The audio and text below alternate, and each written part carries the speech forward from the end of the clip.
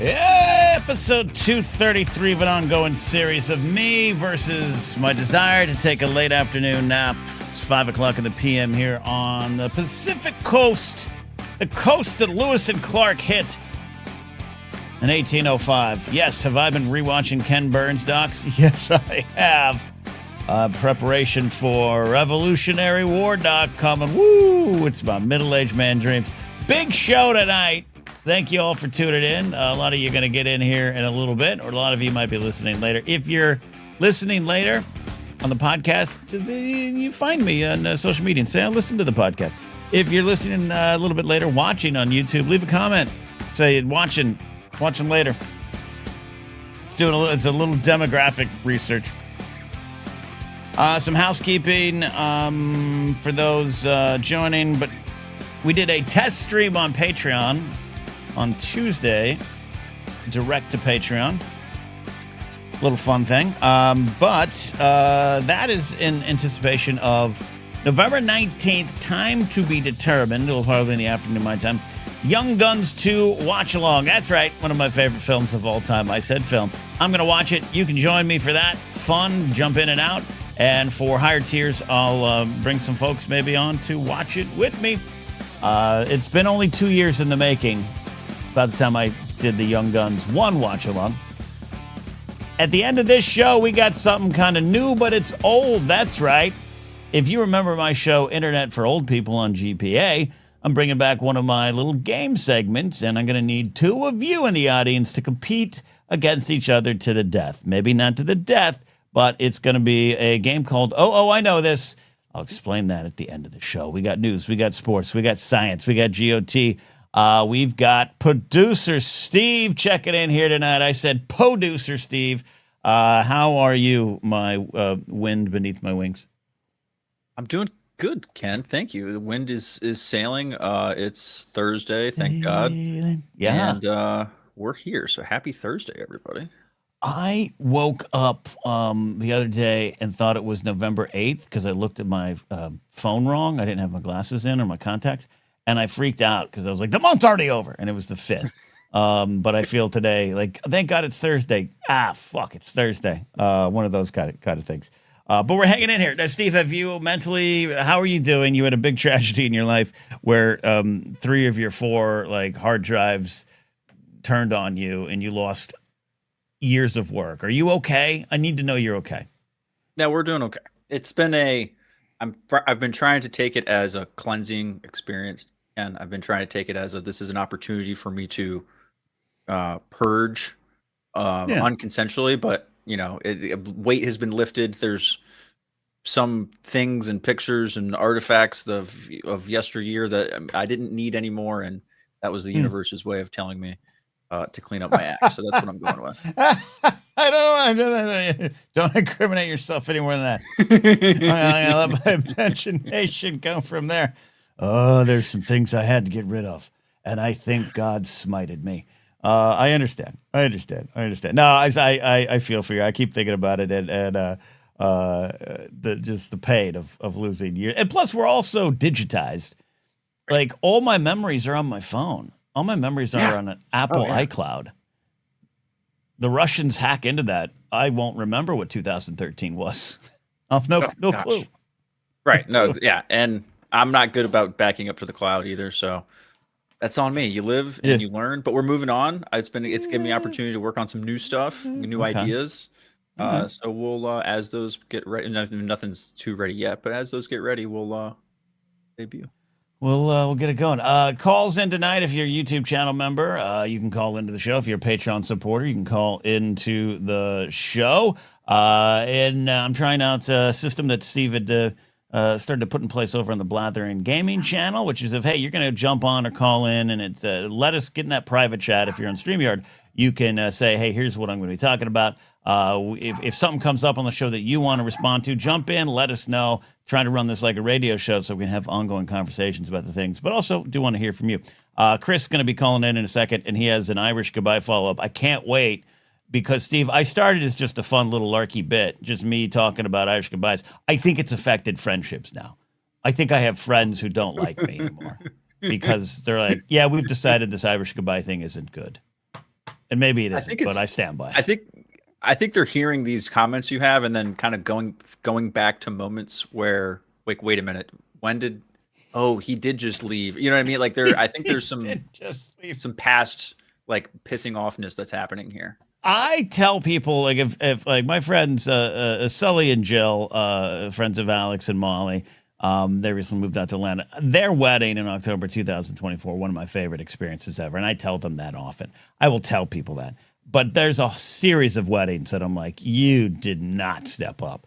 And I have a joke that I don't often bring out, but it's like, that's the most important day in your life. But for someone, it's oh, fuck, that's this week. And I think that's starting to come to the surface, Steve. I think that's what's bubbling up. They're realizing, like you said, oh, Ken didn't want to be there, but I did. It's an honor that I'm giving you the Irish goodbye or the French leave. It's okay to have that attitude of, like, let's be honest. Sometimes I wanted to do something else with my entire Saturday, or if you make me travel somewhere my entire weekend, but I'm obligated to go to your wedding. Let's be honest. It's an expensive obligation. I've got to get a nice suit or something. Usually there's the wedding gift. It's all this.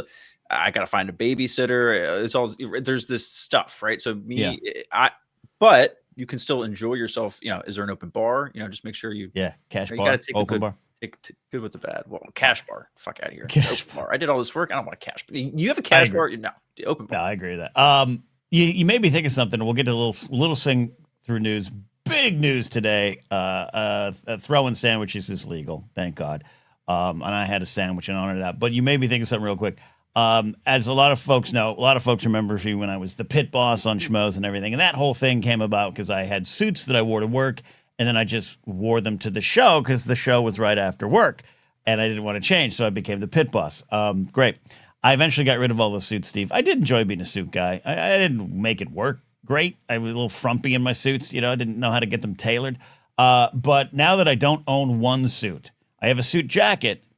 I have switched into Ringo Starr wears jeans to formal event guy. And it's just because it's an aesthetic. So no one is paying attention to the fact that that dude's got Target jeans on. They just see my pink shoes. And they're like, hey, hip old dude's here. I highly recommend you start switching to that now, Steve. Yeah, the beard is the key there. If you get rid of the beard and try to go for that look, I feel like it's a completely different vibe, and that's not going to hit the same. So the fact that you have the beard with the jeans and the jacket, that's I don't know. I'm not exactly sure why, but that just you come off much less alarming, I feel like, with the beard in that scenario. It's so true, and you know this too, because when you got the long hair, the divine long hair, it cuts a different look if you shave, right? And I'm not saying it's bad because I've done it too, but I remember when I was growing the hair long at Screen Junkies, and one day, every once in a while, you reset the beard, right? And I'm actually kind of overdue where I'm going to take it down to 0 and just kind of grow it out again. I did it, and I had the long hair and a clean face, and coworkers were like, "No, do not do that. Cut your hair and shave. Do not do the shave and long hair." Yep. Not that it was bad. It just cuts a different aesthetic. Absolutely. Yeah, it changes everything. It changes how you wear hats. It changes how you wear your hair if you do shave. I mean, every time I've had to shave, I hear it from the chat, and it's my beard grows back by next week. It doesn't even take that long. So, it's just it's a commitment. It's a lot. But once I'm here, for me, I'm like pot committed. I'm like, it's like, not buyer's remorse, but like, I'm here. So it's like, I've done all of this work to get here. So I feel, I cut it off, it just is throwing that work away. And if I ever want to get back here, God, the awkward phase, Ken, before the hair gets below the ears, it's so bad. I give credit to anyone, man, woman, or otherwise, who has grown their hair out and several times and changed hairstyles and it's a hard thing to do. You get those wings, those flappy little dorky wings. Yeah, flipping, flopping over the ear. You can't wear a hat for like months because your hair looks stupid no matter what you do. If you're trying to wear a hat in that phase, we got some calls lined up, like I said here. We got science at the bottom of the hour, but the headline, and we're going to talk more about it tomorrow on Anytime with Ken and Alden, without a doubt. Big election on Tuesday, and it was, I teased a little bit of a blue wave thing. It was. I'm preaching some caution, but and I want to talk in terms of sports with you, Steve, about it. But I also think it is a celebratory day for those who wanted to stand up for democracy, and I think it was fun to be a part of, fun to watch. I had the news on all day. It was just kind of a breath of fresh air.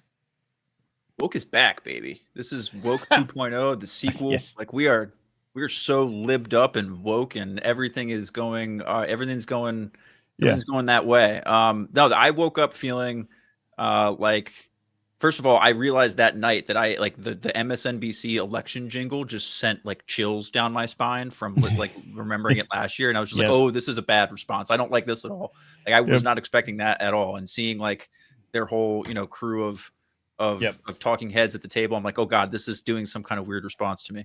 But I think I did a lot of actually like reading up on the numbers and how a lot of the different races panned out. And this wasn't, it's true. I think a lot of what you said earlier this week about the Super Bowl, the preseason analogy is a really good way to think about this. Which was from my buddy Mark Ellis. Let's give Mark credit. Mark Ellis, right. But this is like at the same time though. This is if that preseason game was won 79-0. We would still talk about a preseason game that got won 79-0. We don't talk about preseason games, but this is if the rookie quarterback threw 8 touchdown passes in his first ever preseason game. That's what happened. I mean. New York City just elected Zoran Mamdani for mayor at 34 years old. Like if you would have asked people that 20 years ago, Ken, they would have laughed in your face. And I don't mean that in a bad way. I just mean like realistically, that never would have been. We went from Rudy Giuliani, America's mayor, to this. Yeah. That's what I'm saying. If you said 20 years ago, they'd be like, did President Giuliani think it was okay? Right, exactly. So we all thought it. Yes. Yeah, I agree with that. I cut you off. Sorry. And no, you're good. And I think the races in both Virginia and New Jersey are both while they weren't upsets, they were the margin of victory in both I thought was really telling. I mean, Abigail Spanberger absolutely kicked ass. And it wasn't even when you look at the maps, it wasn't even so much that she was obviously buoyed by Richmond in the Northern Virginia area. That's how the Virginia politics works. But Spotsylvania County in Virginia. I know no one else is going to understand this, but Spotsylvania County is just your typical red meat county in red meat America. Okay. They voted left for the first time in, I think, since Southern Strategy, basically. Okay. Like there were the entire state shifted left, even in red counties. So that was in New Jersey saw similar shifts just from the amount of votes that, that Democrats got. So yes, it is hopefully a bellwether for next year. There's so much to learn from it. I'm really excited to see what we're going to see from these few things. But yeah, the big story is Prop 50 where you are and Zoran being elected in New York for sure.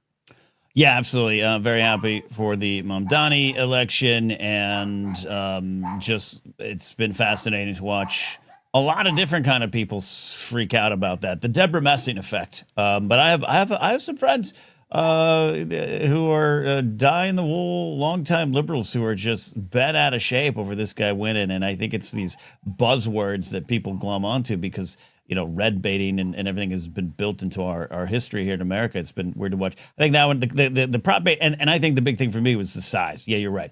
The prop 50 at 8 p.m. That's why 8 was on my mind. Polls close at 8 p.m., right? And I'm texting Christian Ruvalcaba. And I'm like, I wonder what's, first polls are closing. And I'm watching MSNBC too. Soon to be MS Now. Let's get that straight. 8:01, Rachel Maddow said. 8:01, Steve. The polls closed at 8 here on the best time zone ever. 8:01, she's like, we got projection from NBC. It's over. It's done. It's like Tyson in the first round versus Spinks. It's done. It's done. It's done. And it's great. So the only thing I'll say, and that I don't say it as a negative, I just think some of it, if you run a YouTube channel, here's what happens at one point. If it's a smaller or mid-level channel, or even a big channel, every once in a while, one of your videos will explode, right? For me, it's a small number, everything, but one, it will just explode. And you kind of get this thought of, I've done it. I've turned the corner.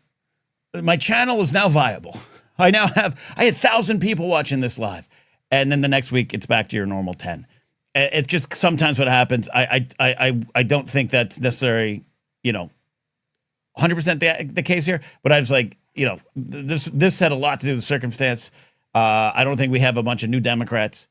I just think this is how things look, especially in Virginia, when you got a bunch of, she's a retired CIA employee, right? And you got a lot of feds currently not getting paychecks going, yep. So I think it's a good thing. And I think it's our job to continue to build from this, right? Yeah, that's absolutely. My big pungentry statement. Continue to build from this. It isn't. You're right. It isn't This is definitely like a textbook scenario of you have to keep the momentum going through next year into the midterms, or else this doesn't really have any lasting impact nationally. Really, I mean, New York is New York, but you're right, because we essentially got centrists in office in both Virginia and New Jersey. Again, 20 years ago, you look at both of they're pretty center. They're, Abigail Schamberger is not exactly a progressive, darling. She's not. She was a cop. She was in the CIA. So it's just it's a different vibe. But that is very much what Virginia, especially Northern Virginia, is comfortable with. That's what this. And it's a balance with what's going on in Richmond as well. But the fact that the Virginia House of Delegates gained 13 seats to have a 64, I think, number majority in the House, that's so that Virginia has a chance here from what was a red state for a long time to then being a pretty popular blue state at the turn of the century to having shifted to solidly blue here since Obama. Virginia, while voted for Harris, they did trickle down, from less than what Biden had. And so this was a big shift going there. And you're right. I don't think it's that they got new Democrats. It's that Democrats, at least this time, were on message about affordability, healthcare. As long as they can hammer that home and the Trump administration fails to do anything about it, Democrats have a winning message. Yeah. I'm sure you guys are going to talk all day tomorrow about a lot about Zoran and how that needs to be kind of the focus of the party and where they go with that. And I agree with that, but so I hope you guys talk. I'm interested to hear what Alden has to say about stuff like that. But there is, there's a lot of joy, and there should be. But let's keep on message. They got to keep. I think it's easier for sports fans. Because we know one win and we're on to Cincinnati. We're on to Cincinnati. We're on to Cincinnati. Where they also lost because JD's half brother lost. JD's half brother. Well, you had the state Supreme Court's up in Pennsylvania. You had Mississippi come through. You have a mayoral runoff in Miami. And I just think it is a lot about people finding the problems are now in their own pocketbooks, and sadly, that's what it takes sometimes. It shouldn't always. And even just tonight, the headline of Elon Musk is going to get a nearly $1 trillion payout.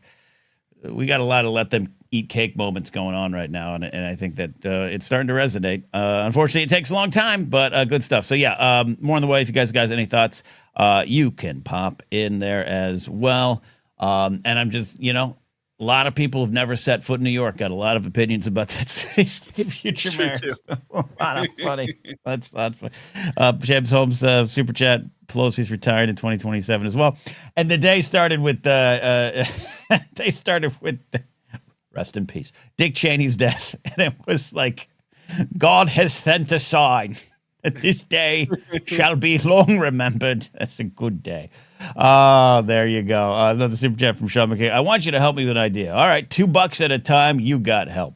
Let's take a call. I want to call here from our good buddy Chris, and I'm doing it again. Where is it's the right in the center. Okay, I got to remember that. And then it does that thing where okay. The podcast listeners are like, we can't ever hear this again. This man saw one of my favorite bands of all time last night at the Hollywood Palladium. My all-time favorite, Shirley Manson, 59 and rockin'. Chris, how you doing, buddy? How was the show? It was great. How are you doing? How are you, Steve? Good, thank you. Good. Yeah, it was a great show. I'm potentially a little bit bummed if they're kind of winding things down, but I will take a fantastic possibly last show to send them off. So yeah, that's there's been some talk of them. I mean, look, was it is it Duke Erickson is 72 or 74? Yeah, something like that. I mean, they were saying like the coasts would be more viable because it's easier to get to and there's a bigger audience. But like for a lot of cities in mid America, it's just financially not viable for them to, haul 5 band members plus all their gear and all that sort of stuff to go play in some of these other parts of the country. So. There's no, not that garbage is middle class, but there's no middle class artist life anymore. I can tell you that firsthand. But Steve, that's Steve. You're Chris. Chris, you got to follow up on the Irish goodbye. You're going to get me in more trouble? I don't think so, but I'll get a few other items out of the way first. I guess I could have sent this to you in a text, or I could have done a reaction video, but I have 3 YouTube followers, so that's no good. But I do listen to your podcast, so please keep the podcast feed going strong. Okay. Box City is amazing, one of my favorite places of all time, and and Jollibee is pretty good. I'm not going to complain about Jollibee. So. Wow. Okay, but there was some doubt there, though. There was some doubt in your Jollibee. What holds you back on fully loving Jollibee? Well, because my wife is Filipino, so I've had a huge range of Filipino food and that stuff. It is the most popular. It's more popular than McDonald's in the Philippines. Yeah, so that's definitely got its fans. Yeah, no, I was in that video and all the comments are like very nice, but telling me like, welcome to a brave new world. And, but I bet your wife being, from the Philippines, like I imagine you've had the real good version and this is the fast food version that we're all getting. Yeah. It's good though. It's good though. It looks like Steve had a hand up. Should we call on him? Yeah. I'm confused. I don't know why I thought when you guys first started talking about, not now, but when it was first mentioned last week, I don't know why I thought this was a strip club. So, Jollibee? I mean, Jollibee. Yeah. Were you thinking of Jumbo's Clown Room, which is not technically a strip club. It's a burlesque club. Let's get that straight, everybody. Sorry. Yeah, but so did you think my friends took me to a strip club and we did a YouTube short about it, or? I wasn't gonna judge. I mean, you do you, man. Yeah. Like I love strip I don't clubs. think shame. It's 2025. Do you? You do you. I'm very good in them, as I've discussed before. So, okay. Yeah, maybe now I want to, though. Maybe I could start a YouTube review series on the food at strip clubs. Actually, there's a video. There's a guy, there's some guy was reviewing like wings or something, and someone sent it to me, and like his number 2 choice was, this is a strip club, and it's got great wings. There you go. Yep.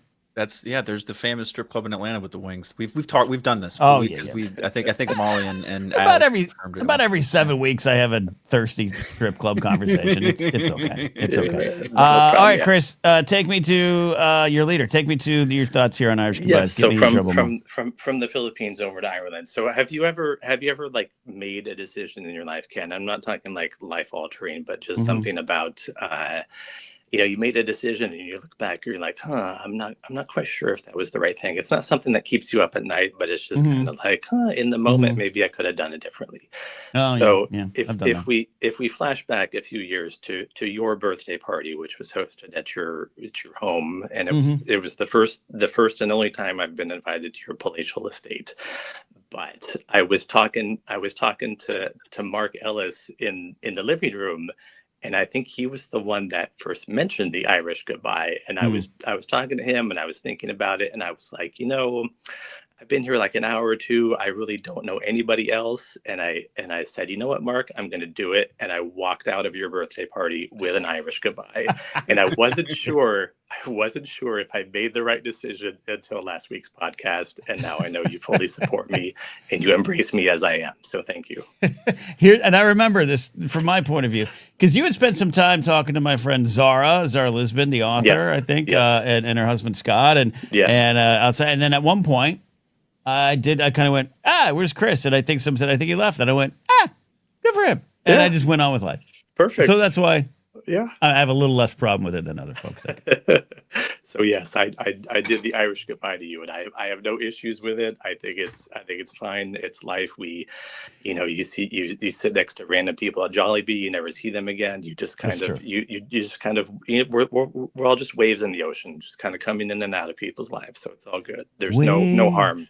in the ocean. And plus, you told this to Mark Ellis, the king of the Irish goodbyes, so he absolutely probably encouraged you to do Yeah, this. of course. I like I said, I think he might have been the person that kind of introduced the concept to me. Yeah. Oh no, I think I had heard about it before, but he was like, "Yeah, just Get great." on out. All Yeah, right. Okay. yeah. All righty. Good There we go. stuff. All right. Thank you, Chris. Thank you for take care, supporting me. gentlemen. All right. Always. Steve, if you were invited to my birthday party, how would you leave? If I was in the similar scenario as Chris, and if you were like the only person at the party that I knew, and you were engaged in conversation when I wanted to go, because that's my thing. Like if when I decide it's time to go, it's time to go. Like Time to go. It's like my wife Respect. like attested that. She's like, you get impatient and you're like, your mind is set to something. It's time to go. So if I saw you were busy, I'm just dipping out. I'm gone. I will, but that's not even really an Irish goodbye. An Irish goodbye is only really an Irish goodbye if like there's people there to abandon. I don't know. To love, to care for. Right. Like, so if you're the only person That doesn't there, like us. you're busy. I can just kind of like walk by and just kind of hope and give you one of those and then I'm out. Yeah. Exactly. Yeah. Or you just give the nod. Give me the Luke Skywalker signaling the lightsaber. That's exactly what I would go for. But if I know other people at the party, no, I'm saying goodbye. It's just that's fine. But I more than anything, I respect your "it's time to go" energy. That's mostly what it is for me. It's time to go. Speaking of, it's time to go. It's time to bring on our resident professor of smart things and the return of science. We are going to learn some stuff tonight. I got to make sure this graphic works. There's something weird going on. All right, it is working. Okay, there's something weird where, there's something weird where on my end everything's showing as like a broken graphic, but it worked. Okay, so let's do it. Let's bring in Addie, professor of smart things, Dr. Addie. We're gonna learn about salt, but first of all, Addie, I want to publicly thank you for reminding me that my fantasy team sucks because I had a player on the bench and a injured wide receiver in. I did get to switch them, so I appreciate you let me know, Addie. I just want to win fair and square. Oh, am I playing you? Oh, that is you. Yeah. That is your team. Yeah. It's going to be fair and square, and you're going to win. I'm going to be 0-10. It's embarrassing. But yes. To be fair, like I had a wide receiver catch absolutely nothing last week and score 0 points. So it's the best. And then I went to work with my colleague who's a Chicago Bears fan and was like, "What the hell?" Mm-hmm. Like, it was his fault.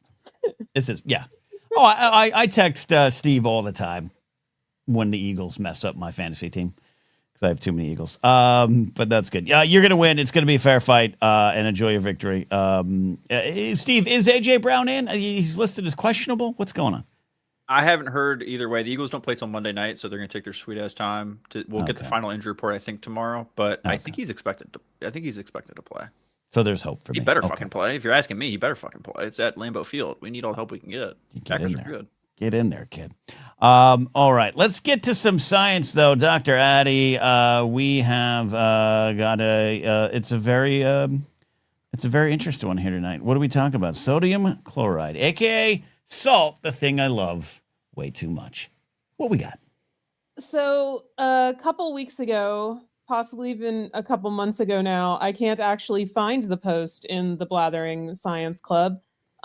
Brady asked me to explain why sodium metal, which is explosive when you put it in water, and chlorine gas, which will kill you if you breathe it in,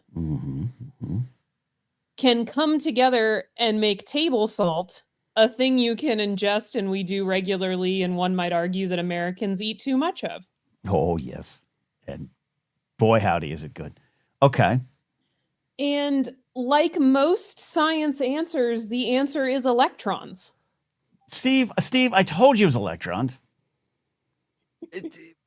What? Why are you? Okay. I told you.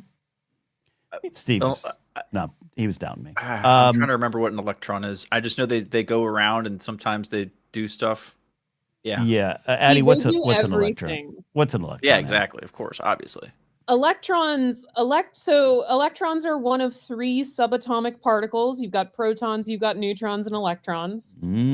I could tell one of my favorite jokes right now, but since we're still not over the mole day jokes, I will save it. Huh. The electrons are the subatomic particle that are not in the nucleus of an atom. They are in the outside. That's where Steve gets the idea that they go around stuff. And Like I'm right. they, unless we are talking about nuclear reactions, they are the thing that cause most chemical reactions to happen. Electrons. Okay. Electrons. Okay. Electrons, also as the name might imply, electricity. Electrons are very important. Okay. Okay. So sodium metal is highly volatile. Like I said, it's a very soft metal. You can actually cut sodium with like a butter knife. You can slice it like butter. But if you throw it into water, it will explode. Hold on. How quick? So if I'm carrying some and I stumble and I bumble and it falls into my water at lunch, I'm dead? You know, probably not. It depends on how much. Okay. It's spectacular. I used to do it in classrooms with high school students all the time. Well, that sounds unsafe, but okay. Yeah, I love it. I wish you were my teacher. That'd be fun. First few rows of the classroom. We had a splash zone for the fire. Love it. So sodium in its native state has 11 electrons. And electrons arrange themselves. I'm going to try very hard not to get very far into the weeds of quantum mechanics. But electrons arrange themselves. The arrows that are on the screen there, they arrange themselves in these things called subshells. And the first two subshells each hold 2 electrons, then you can hold 6 electrons, and then you can hold 2 again. And so all of that is to say, sodium has an unpaired electron. Electrons, despite being negative charges being pushed together, electrons don't like to be unpaired. When electrons are unpaired, you get very high reactivity. It's like and that is why when you throw sodium metal into water, it is highly reactive. Electrons sound a lot like our youth male epidemic. Yeah. This sounds like the manosphere. So what sodium does to become more stable is it gives up its extra electron. Yeah. Okay. I got you, Addie. So a sodium ion gives up 1 electron, has a positive charge, positive 1 charge, and it only has 10. And that makes it very stable, except for the fact that it has a positive charge. Chlorine has the opposite problem. Chlorine, if you look at the arrows there, chlorine in its native state has 17 electrons. It wants 1 more.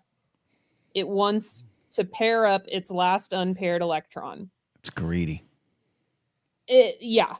And so when sodium gives up its electron, that electron has to go somewhere. Chlorine's going to pick it up. And it's going to become Cl minus. It's going to have a -1 charge. And it'll have 18 electrons now. Now, what happens when you take the positive end of a magnet and the negative end of a magnet and you stick them together? They stick together? They stick together. They stick together. Same thing is true for ions. A positive ion and a negative ion are going to be electrostatically attracted to each other, and they're going to stick together, and you get the highly stable table salt. So science is like dating. Ionic bonding is a lot like dating, yes. I figured it out, Steve. Put that on a bumper sticker. Yes. Okay. Actually, chemical bonding is a lot like dating in general, because ionic bonding, you've got a positive and a negative and opposites attract. In covalent bonding, they share their electrons. Like kids on the playground. Okay. So from all this, I know you're getting there, but I'm just so curious. We've got something like, this is a great premise. We got something deadly and we got something liquid, and yet it ends up on my chips and salsa. Sounds a lot like love. It does. That is it. That's exactly it. 2 things that I could never recommend you eat. Become something highly edible. how do we get to here? Like, who's the first person that's like, oopsie, we got Cl negative 18 electrons here. You could put this on beef. Like, when does this first take place? There's not going to be an oopsie. There's not going to be someone discovering this in a lab. This happens in nature. Right. Naturally. Salt rocks and stuff like that, whatnot. Yeah. And it's because it is a very stable way for sodium and chlorine to exist together. Okay. Okay. The universe You're saying they got a good thing around going. chemical stability. Yeah. So what is there? There is. This is going to be Steve, the dumbest question ever asked in the history of science classes.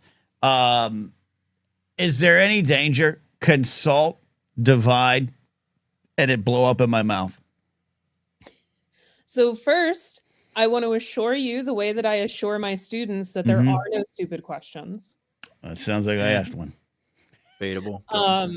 I am constantly telling my students that the only stupid question is the one that you don't ask. Because more likely than not, someone else has the same question and you were just the person brave enough to ask it, Ken. You know, I have it on good authority that Laserbolt had the same question. So to answer your question, ionic bonds do not naturally fall apart. Okay. They are the strongest bond that forms in a chemical structure. That electrostatic attraction between the positive ion and the negative ion, very hard to overcome.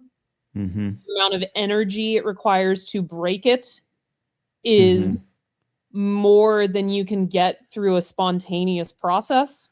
Right. So keep eating your chips and salsa. But you understand. It won't explode. Yeah. I can't promise that your blood test, that your annual physical will come out. Yeah. Well, which that's coming up. But vegetables. You know what I mean? If I, here I am, the dumb guy at the end of the bar, and you're talking about these things, sodium and chloride, and they're combining, and I'm in my head, I'm thinking, well, I'm grinding them down with my teeth. I'm separating them with my teeth as I'm having my chips and salsa. You can see where the fear of exploding in my mouth. I can. And what you are doing is you are breaking apart. So ionic bonds stack together and form what we call lattice structures. Yeah, like a good lattice fence. And what you're doing when you crunch a grain of salt is you're just breaking the lattice. Okay. You're taking the lattice and you're turning it into a smaller lattice. Your teeth are not strong enough to break the sodium and the chlorine apart from each other. Now, what I will tell you is when you dissolve salt in water, the sodium and the chlorine separate from each other, but they separate from each other in the sodium ion and the chlorine ion that have their stable electron configurations because they don't have unpaired electrons. That's what I was telling Steve at the bar. Hey, Ken, I have a stupider question than your question. Okay. Tully has a question too. Hey, Addie, isn't salt basically sodium that's rusted? So we'll let Addie answer that after your even dumber question, Steve. Yeah, so if salt dissolves in water, why is the ocean salt water? Oh, man. I don't know. I'm a moron. I don't know. Steve just broke God. Because the salt dissolved in the water. I'm confused by your question. If it dissolves, isn't the salt gone? I don't know. It's a salt. No, it's a sodium chloride solution at that point. But I thought if it dissolved, it wouldn't taste like salt water. It's like the essence of salt. The ocean is it's like a perfume. Estee Lauder's essence of salt. No, I'm gonna blow Steve's mind at the end of the bar right now. Feeling really stupid the taste of salt is the sodium ions and the chloride ions, because as soon as the salt hits your tongue, it dissolves. See, now I don't understand why it doesn't explode, Steve. Yeah, my brain. As soon as you said it was the strongest bond, You want me I to? just Okay. imagine Carl Weathers and Arnold Schwarzenegger just. That's what I thought of. All right, the graphics back up here. What do we got? This is sodium chloride. It doesn't explode because when it dissolves, it is Mhm. the sodium plus and the chlorine minus. It has it's picked up the electron and it's lost the electron. It doesn't have the impaired electrons anymore, so it's stable. Okay. When it Well, dissolves. Plus and minus, because we like Yeah. plus and minus go together. Well, it's like Brady said in chat. This is like the dyad from Rise of Skywalker. This is powerful light, powerful dark. See, you should have just said that. That makes way more sense. To answer Tully's questions, it's not sodium rusted because when things get rusty, they turn into oxides. So it'd be sodium oxide for it to be sodium that's rusted. Tin roof, rusted. Okay. So when I'm at Don Kukos at downtown Burbank, is it too sassy if I ask for extra sodium chloride? Is that gonna give? Is that close to wordplay? I don't know that it's sassy. It might be a little salty. Okay. That's a shoe drop ending right there. Steve, you know you're gonna try this. You're a dad. You're a dad 2 times over.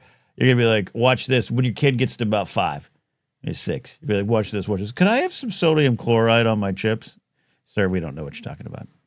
Dad. I'll mess it up and say like sodium something else, and it'll be like end up being like poison, and then the guy will get like child services called on me. So yeah, I don't that won't end well. That's fair. Addie, this is a great asked and answered science segment here. We appreciate this research. How to me this would have been a lifetime of research. Was this like a hour over your lunch? To be perfectly honest, I knew the answer to Brady's question as soon as he asked it. It took me longer to make the topic. Wow. See, this is why we need scientists, Steve. Because you and I are down at the end of the bar going, we called our salt sodium chloride. Right. The only thing I researched was I did Google to make sure the answer I thought was right was right. That just makes you a good person. But I bet if I use ChatGPT, I could convince it to tell me that salt will explode in your mouth. Or maybe now by saying this, we're feeding it. We're feeding it.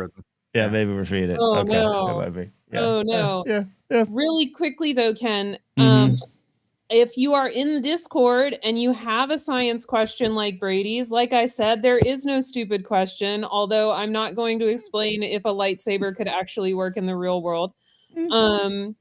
Please post it in the Science Questions Discord. I'm out of questions, guys. So yeah, no, I know that feeling. If you don't post anything, I'm just going to start teaching you stuff I want to teach you. So, I think that would work as well. But Addie does a good thing. She promotes the Patreon page, patreon.com/Napzok. You'll get that Young Guns 2 watch along next week, but also you get to ask a real scientist, a real professor questions. Addie, thank you. I love this. Of course, Ken. Happy to do it. Happy to do it. And maybe if you want to compete later, we need 2 people for a game show challenge at the end of the show. So stay tuned for that. All right, Addie, thank you. Now we're going to bring in Jared, and I'm going to kick this guy off my screen for a little bit because we are going to talk a little Game of Thrones. We had put this off for a little bit because I just hadn't watched it. Jared, the TIE Pilot's here. How you doing, buddy? Rushing because I didn't realize I was coming in next, so I had to put the M&Ms and soda down. It's all right. You know, I saw what you were doing. M&Ms, bro. You know, bringing you the blathering. Sure. No, crunch away. Everything good? How's the band going? I want to make sure you're in a good headspace before we start. No, I'm good. Things are good. We finally bought a banner, so that's fun. You bought a banner for your band. That's huge. It is. That's huge. Absolutely. So we're happy with that. But I know you got a full show tonight, so we can just get right to it if you'd like. The return of GOT people. Let's do it. Let's do it. As he likes to do, Jared calls in with some questions for me about Game of Thrones, and we're doing this de facto Game of Thrones rewatch, putting this up on Casterly Talk. So hi for watching over there. Come over and check out the live show on the Blathering on my YouTube channel. But we are in season 7, episode 1, and I'll start by saying here I am most interested in my own reaction to this season upon rewatch, because this is, as I've said before, my least favorite season. And I know a lot of people think I just love everything, and I love a lot in this season, but I think this season is where some cracks do form. I think season 8 recovers from that in a lot of ways, but this was also the first season less than 10. I was emotionally not in line with that. A lot going on, but this first episode, Jared, I'll let you take us through it a little bit. Upon rewatch, I was like, this is a damn fine episode 1 of a season. Yeah, no, we're starting off strong again with Dragonstone. We got D&D writing. We got Jeremy Paswana coming back to directing. And it's a fantastic episode 1, you know, just from Dany coming home, Arya doing Batman stuff, you know, just the Hound being the Hound. We love the Hound. Yeah.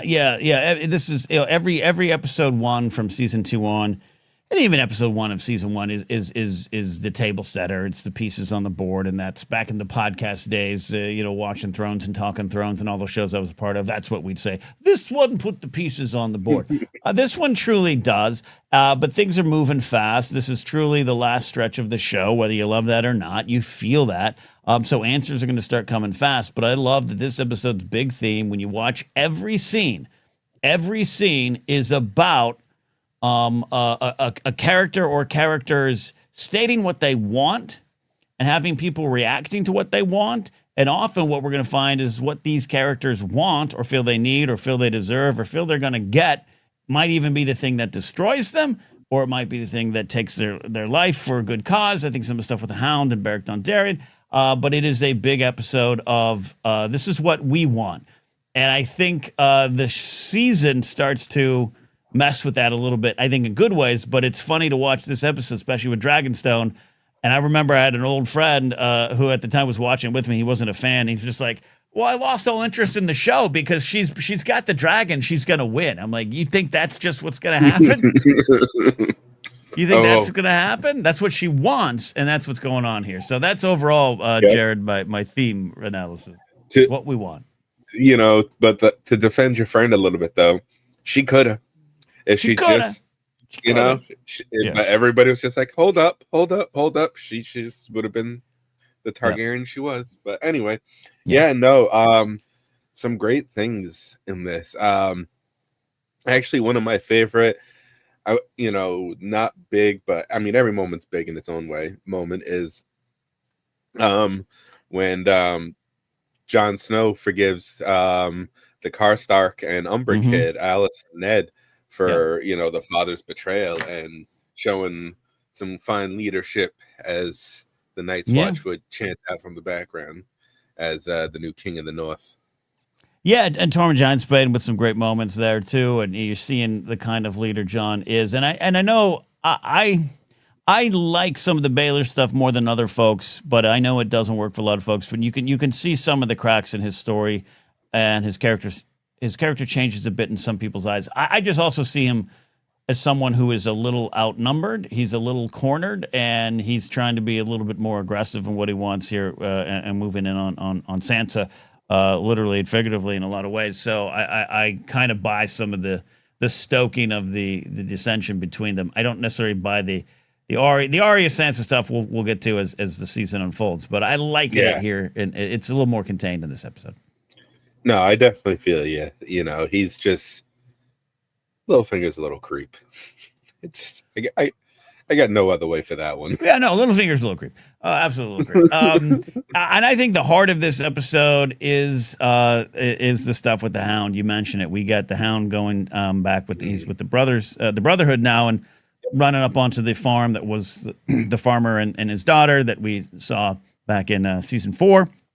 That he conked over the head and took their money, and very callously, but also very like, hey, I know the lay of the land, which has always been the thing I love about the Hound. The Hound, Sandor Clegane knows the score, and he's honest about it.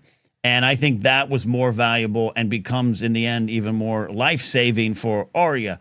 But to have that challenge, to have his purpose, again, we got an episode that's full of, hey, this is what I want. And he just doesn't know what he wants, other than revenge, maybe on his brother, might be the only thing driving him. But he's so far from that, and he's so lost from that. And to have this moment, and it's an ode to the gravedigger in the books, of course, but to have him have this turnaround moment where he sees this man and his daughter who were nice to him and kind to him, and have him kind of be affected, but affected in this way of like, they're old gods of the new. There's none of this. None of this is justice. None of this is justice. I think it's the heart of the episode for me, and one of the best scenes I think in the show. Actually, I really, really think it's Rory McCann's best work. Oh, definitely.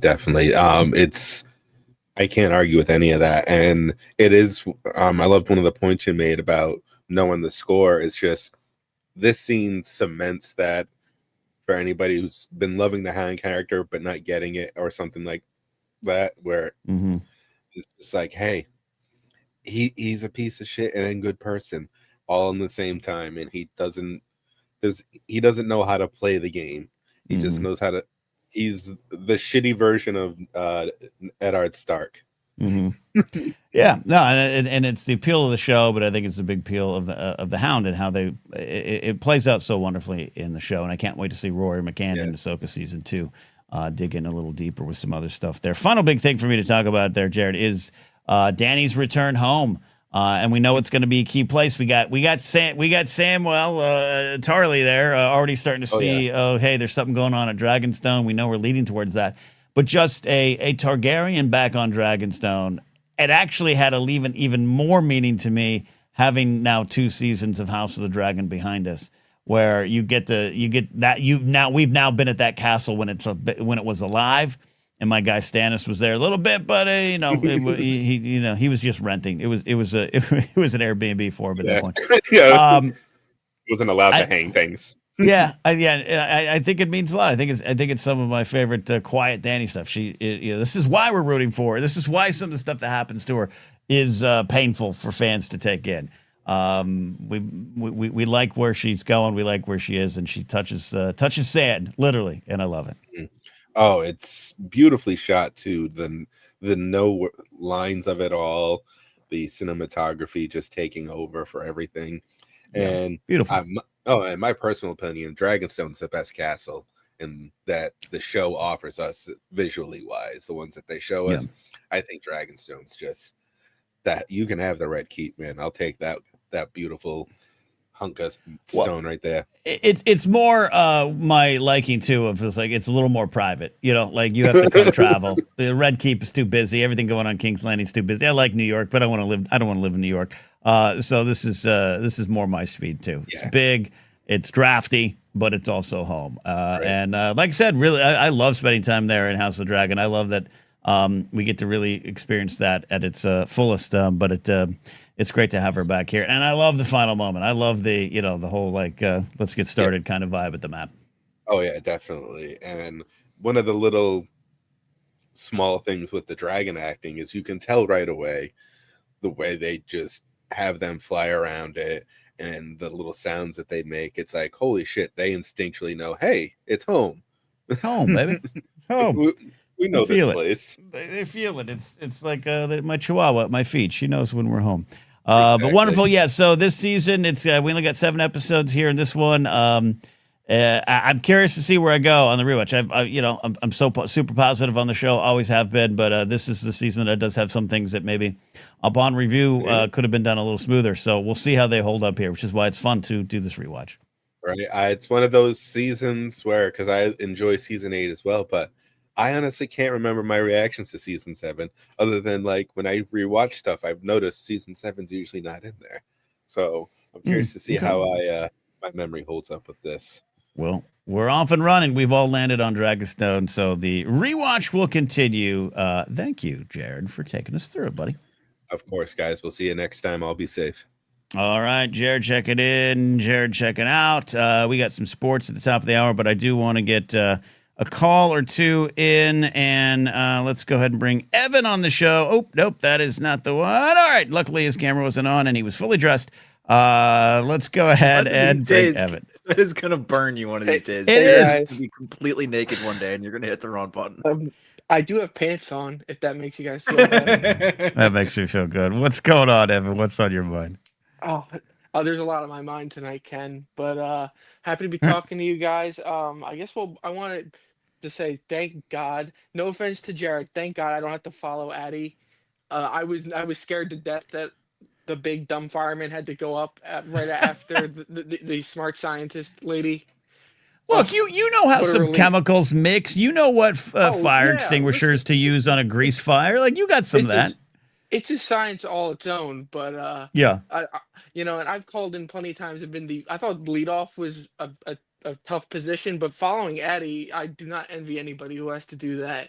You know, try it. I'm trying to keep up with the Smarty, and I'm just over here crunching salt in the corner, waiting for it to explode. You know, I get it. But Evan, what's on your mind, buddy? Well, I guess we can dive right into the election. Yeah. New Jersey, my home state. Yeah. I got quote Springsteen, no retreat, baby, no surrender. Yes. Yesterday was a very good day. And I think we talked briefly yesterday. There's no way in the year the Springsteen biopic comes out that New Jersey was going red. I felt it deep down in my bones. Yeah. Yeah, that would have been weird. Yeah, but no, it tracks. That tracks.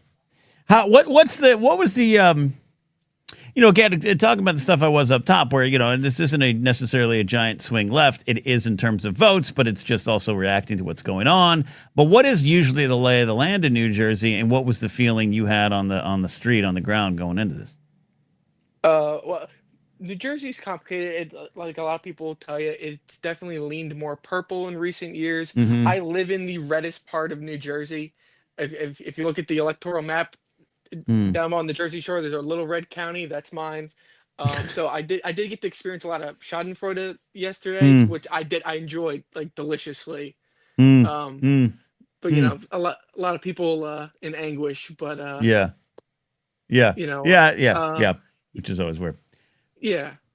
But you know what? I sent a lot of my friends yesterday just in this a little quote from Han Solo in The Force Awakens.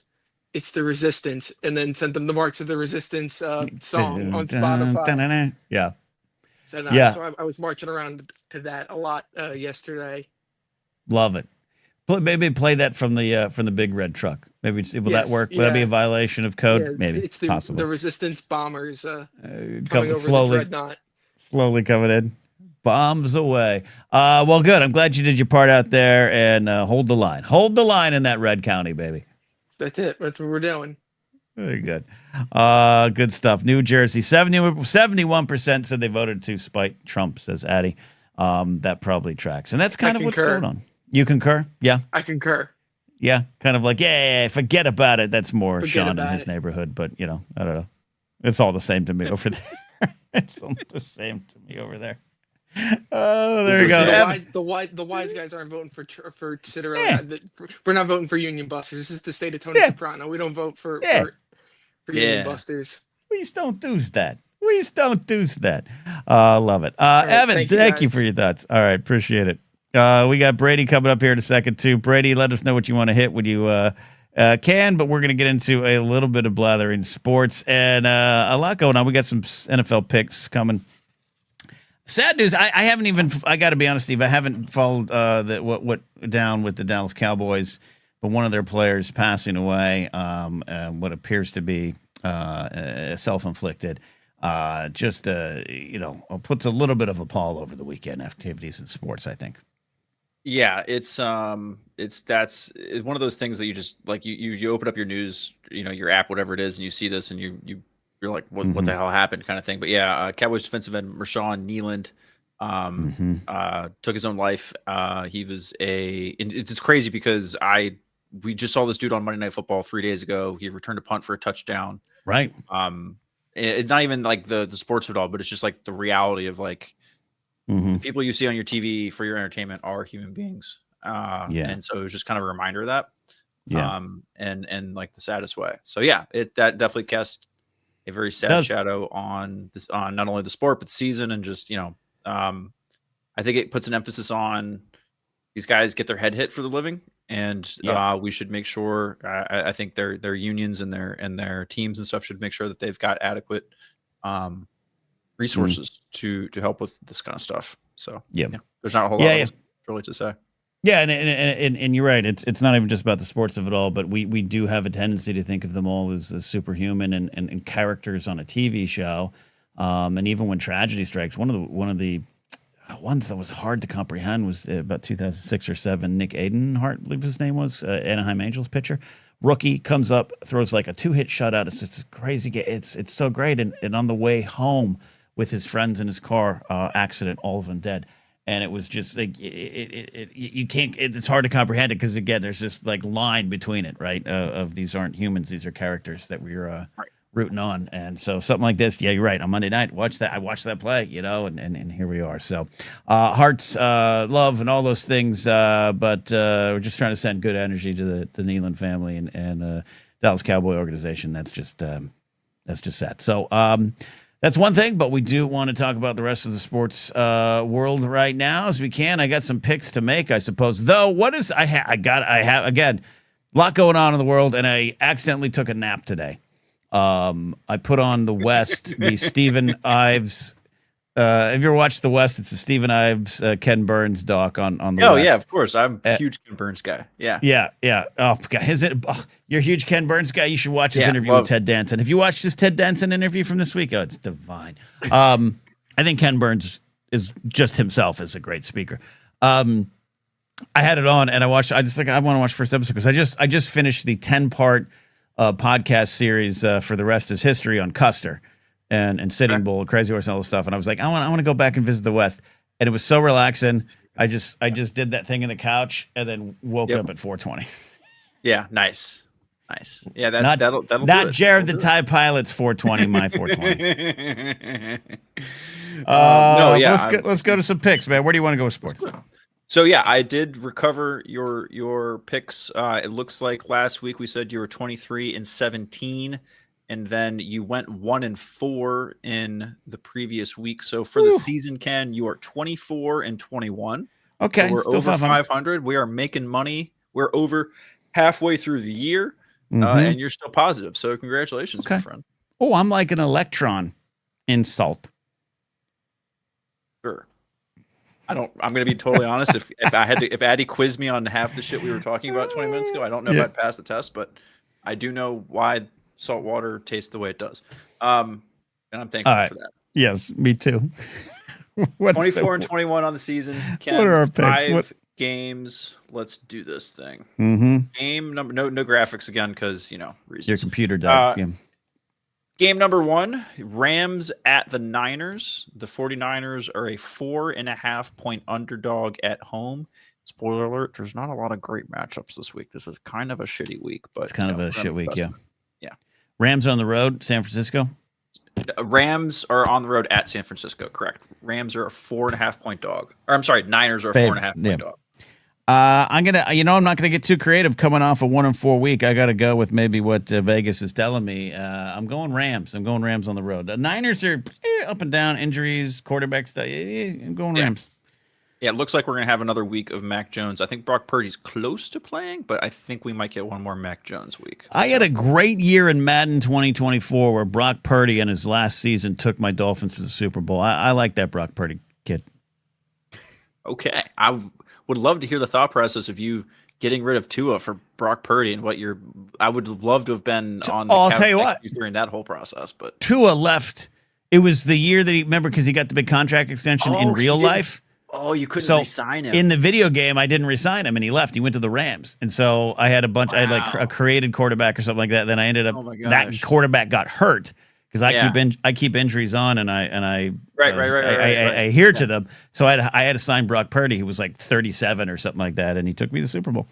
The real nerds don't understand that our Madden and college football franchises are incredible RPGs, but they just don't see it. They really are. I legitimately, my new starting running back tore his pec and missed the entire season last season, and I was heartbroken for like 2 days. I was like, the kid tried so hard. The kid was gonna have a breakout year, and now he's not. And then I lost him in free agency. I applaud you for not save scumming those, even for nope. If it happens, if I lose the Super Bowl on a fumble, I keep it. I keep the result. That's amazing. All right, I'm taking Rams. Next pick. Taking the Rams. All right, game number 2. I'm sorry for this. Browns at Jets. I'm sorry for whoever has to watch this game, whoever has to broadcast this game. The Jets just dumped players. Oh yeah, the Jets just sold the farm. They flat out said we are tanking. I don't even need the odds. Browns are going to win. They're man. How to be a New York Jet fan, they're technically in New Jersey, I know, but maybe the political wins in New Jersey this week will be enough to keep people happy in the Meadowlands. Woo, that's bad. Well, they're plus they're 2.5 point dogs at home are the Jets. Yeah, that's not going to be good. All right, taking number the 3. Browns. Yeah, okay. Who's starting? Who's the quarter? Oh, Gabriel. They got that kid Gabriel. Right? Gabriel, yeah. Shador Sanders, nope. Mm-hmm. Yeah, I wonder what's his Madden rating. I wonder what Shador Sanders' Madden rating. It's got to be in the 60s, right? He's starting for the Colts in my league right now. What is it, like 2035 or something? It's 2034. I'm in 2034 on my Madden franchise. I want to interview you for Madden one of these days on the Blathering Gaming channel. Okay, game number 3. Patriots. This is actually a good game. Patriots at Buccaneers. The Buccaneers are a 2.5 point favorite at home. We're going Bucks all the way. Yeah, I need the Patriots to lose. The Dolphins have no chance, but I just want the AFC East to be muddled as possible so the Dolphins don't look as bad. Absolutely going Bucks. Absolutely going Baker Mayfield. Yeah. Baker at home. Patriots are like people are excited about the Patriots. Patriots look pretty good. Your division really blew it, man. You guys had 5 years or whatever it is without Brady, and poor Josh Allen couldn't get his shit together and win in the playoffs. Oh, well. All right. I'll tell you what, he married Haley Steinfeld and weakened his knees. So they had a big win last week. All right. Game number 4 is Steelers at Chargers. I believe this is the Sunday night football game. The Chargers are a 2.5 point favorite at home. Yeah. Josh McCouga once said, and it's the best advice. He's a Yinzer from Pittsburgh, Steeler fan. He's like, we do not travel west well. We don't win in the West. So I'm absolutely going Chargers at home. That's interesting. I mean, I'm not surprised by the Chargers are kind of a little shaky. Both of these teams are so weird this year. Like the Steelers at some points have been better than people thought they would be. The Chargers have underperformed in some places. The Chargers are also a little hurt.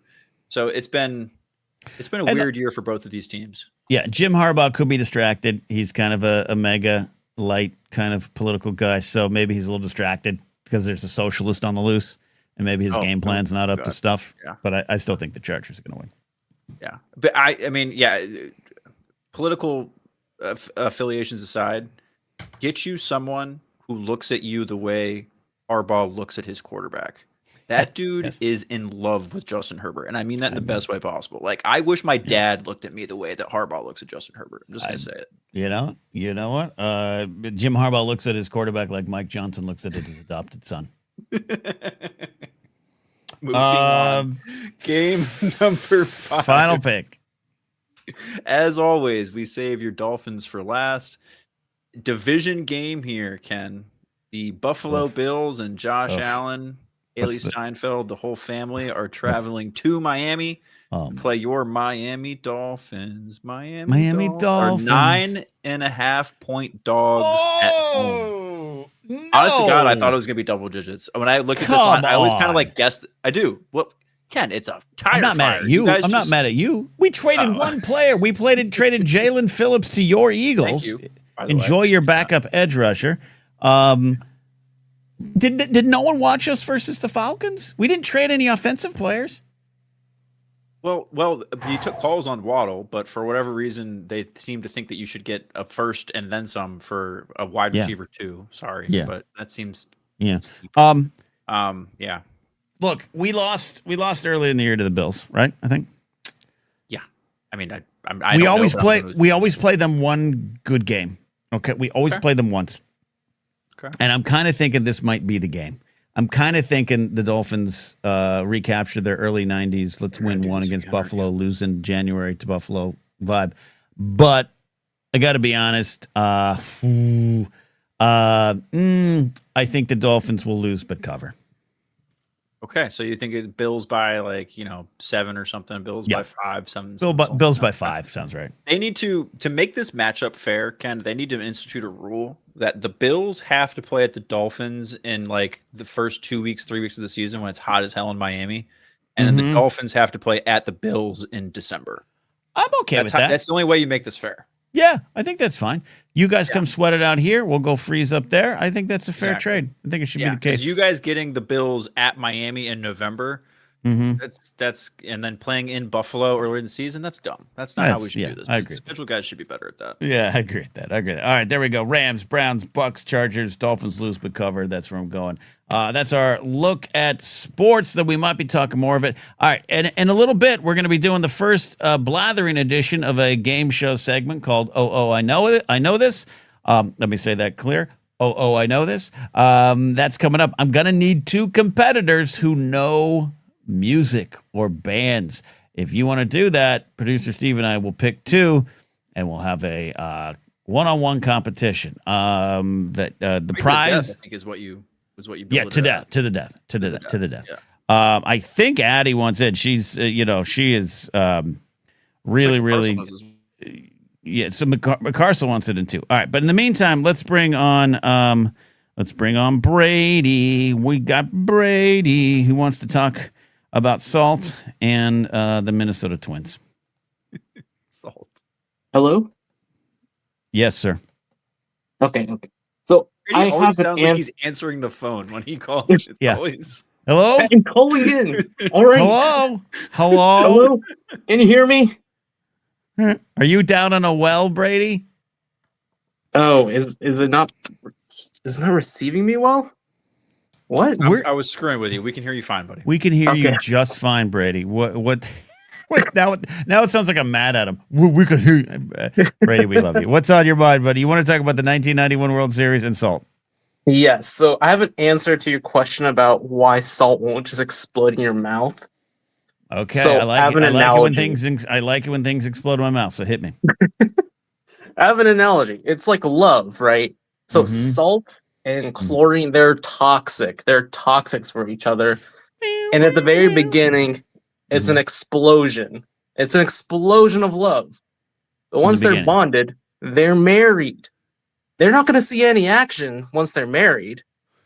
Hey, that's not true. But you know what I mean. It's not like the first week. Steve's 2 for 2. Don't you worry about it. They need some outside help. Whoa.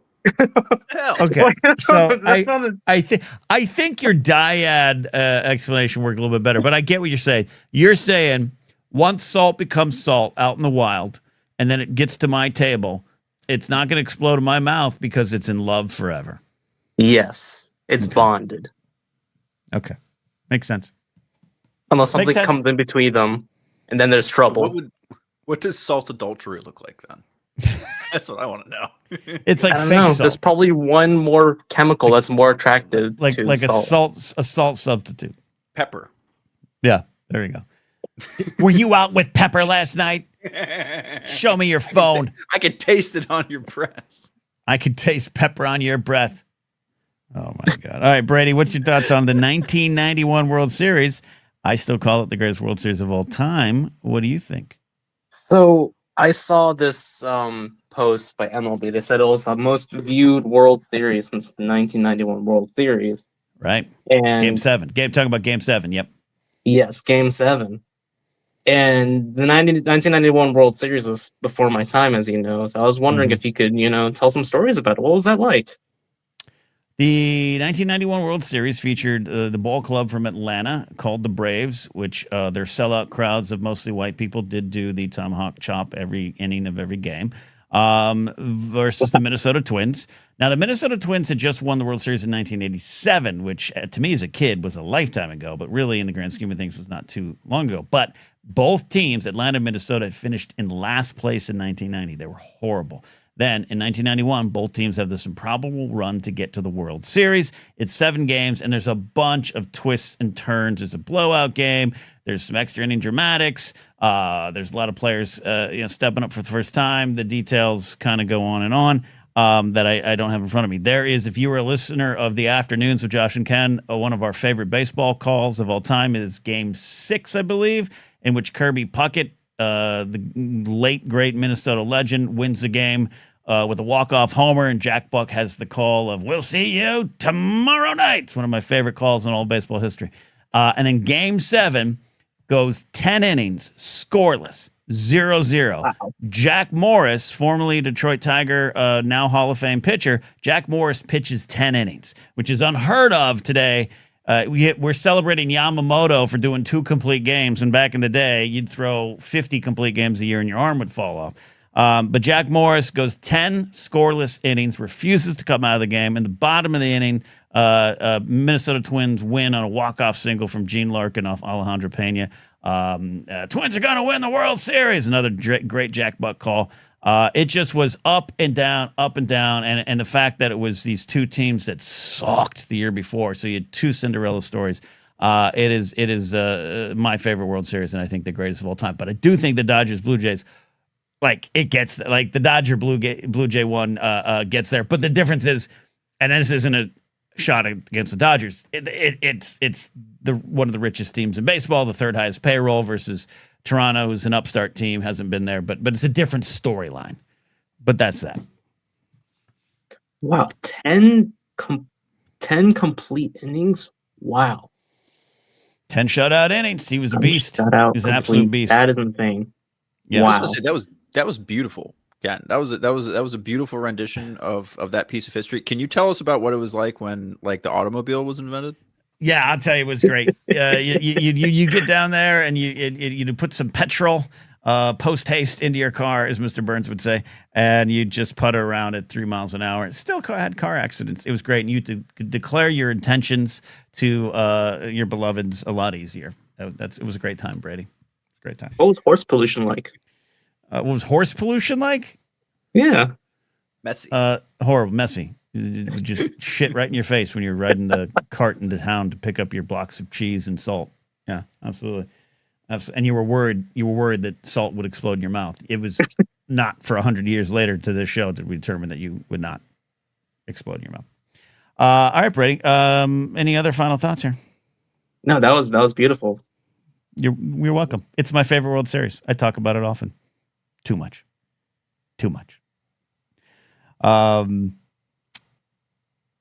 Ben's lifelong highlight for lifelong Twins fan. Best game ever. It was an amazing game. Twins are gonna win the World Series. Steve, I've been known to just fall asleep going to YouTube, typing in clips. Like Vin Scully calls this clip, Jack Buck call, and I just fall asleep to that stuff. Mm-hmm. It's a home run for the Wizard. No, just me? Okay. No, not you at all. I did something. I would do something similar, but it was more of after the Eagles beat the Cowboys, I would go to sleep listening to Dallas sports talk radio post game.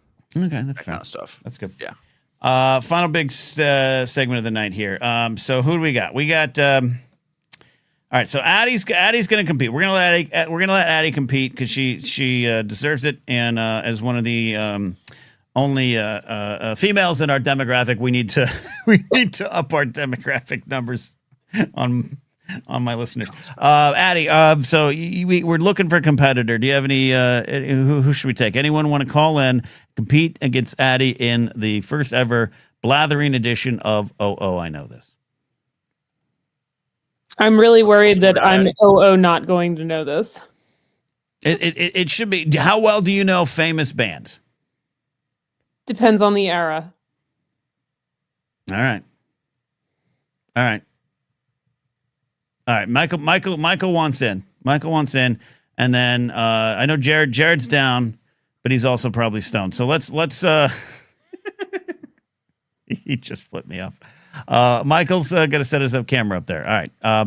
I'll tell you what. Here's what I'll do. Mike, it's gonna be Michael versus Addie, but I'm gonna let Jared come in and if love you too, Ken. You're here. if no one answers, Jared gets to step in and answer. Oh God, this should be awful, but great. Okay. Detective versus the professor. Detective versus the professor. Waiting for Michael to get in here. He's put his pants on. All right. He's in here. He's getting settled here. This is exciting stuff here.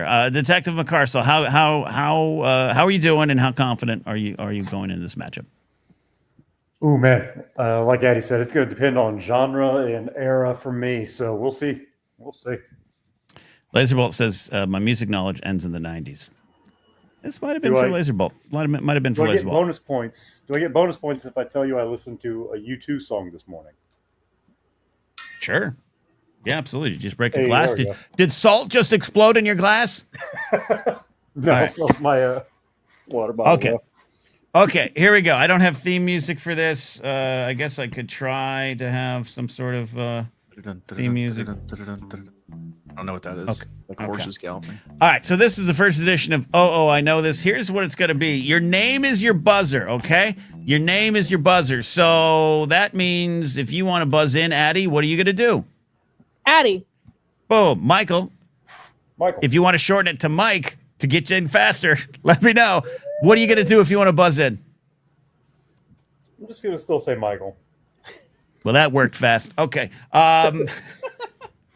Okay, here we go. So here's what's gonna happen. I have 5 bands picked. I'm gonna slowly name the first name of each member of the band in its most famous form. Okay, so for instance, I'll do a little sample here. Here, hold on. I should have prepared the sample. So it gets a little. If I say, Steve, I don't want them to worry. If I say to you, Steve, Joan, Lita, Sherry, Sandy, Jackie, do you know it? The Bangles. Damn it. No, it's the Runaways. But Yeah.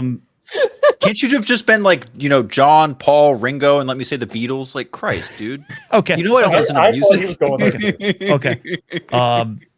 John, Paul, Michael. George. The Beatles. George, Beatles. Yeah. Okay. Yeah. So- Sorry. Producer Steve.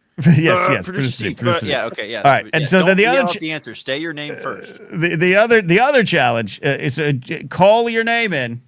Call your name. And Tully says he's way too high for these rules. They're not that complicated. They're not that complicated. They're really not. Say your name. If you say your name, do not answer until I say go ahead, because you could be wrong. Steve's going to help me run away. He's going to help me referee. All right. Got it. Are you ready? No. We'll see. All right. You know what? I've decided I have to bring this up on another sheet because I have to click over and I'm not going to be able to see I'm not going to see anything going on here, and that's not going to work. All right, here we go. Question 1 in the first edition of I Know This. Larry. Adam. The Edge. Michael.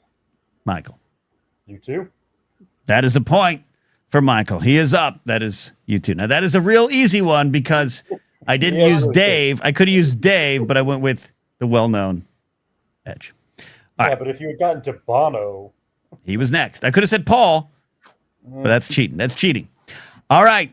It is 1-0. Addie, how you feeling? That was the easy one. Yeah, it was an easy one. All right. And again, remember, Jared the Type Pilot's here. Jared, did you have that one? With the Edge, I did. Okay. All right. So Jared will answer if neither competitor gets this right. Okay. Question 2. Neil. Alex. Getty. Michael. Rush. He's up 2-0. He's up 2-0. Okay. I wanted to wait. You're a gentleman. Neil right off the bat was kind of the giveaway, but Oh, really? Okay. Could have been Crosby, Stills, Nash, and Young, but okay. All right. Addie, how you feeling? I don't know who Rush is. no. Addie, You definitely didn't get the point then. Addie. You definitely didn't get a point then. Rush is variety. Okay. You All right. absolutely heard a Rush song. I can guarantee it. Addy is not today's Tom Sawyer. Okay. Question 3 could be for all the marbles. Question 3. Michael, Vicky, Debbie, Susanna.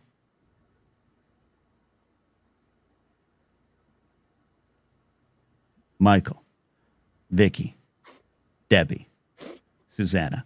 15 seconds on the clock. Oh, fuck. Need a crickets sounder next time when we do this. Michael, Vicky, Debbie, Susanna. 5, 4, 3, 2, 1. Jared, can you steal a point? Oh my gosh, I said this earlier. What? The Bengals. You got the stolen point, and Addy did say it earlier. Oh, And I that's- was like, oh. I'm not gonna lie, that helped a little. You should keep your mouth shut, Addy. All right. It is 2-0 with a 1 for Jared. He could come he could be a pro wrestling match where he does a run in and wins the match, Steve. All right, here we go. Next question. Addy, are you ready? Michael, are you ready? I'm ready. Okay. Question 4. Michael, Alex, Eddie, David. Michael Van Halen. We got a winner. We got our first winner. It's Van Halen right there. Oh, wow. Okay. But we need applause. We need applause. I should have had the sound effect. Peace and love. Peace and love. There we go. Laser Bolt, I think, would have done a good job. Addy, any thoughts at the podium post-game press conference here?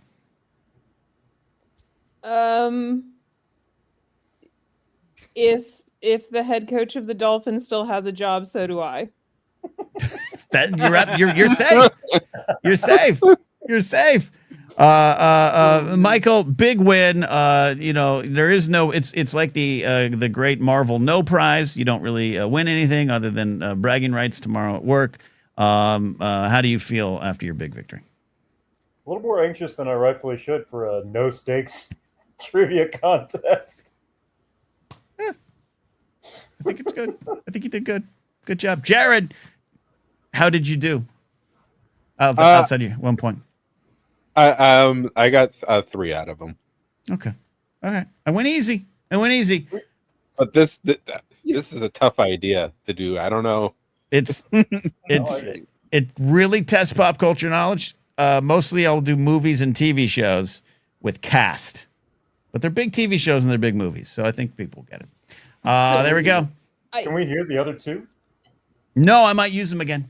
Okay. Smart. Music is not my thing. Please bring me back for movies and TV shows. All right, I thought you were like throw me in there. I thought this was it. Coach. There we go. All right, thank you, Addy. Thank you, Michael. Thank you, Jared. Have a good one, guys. Sure.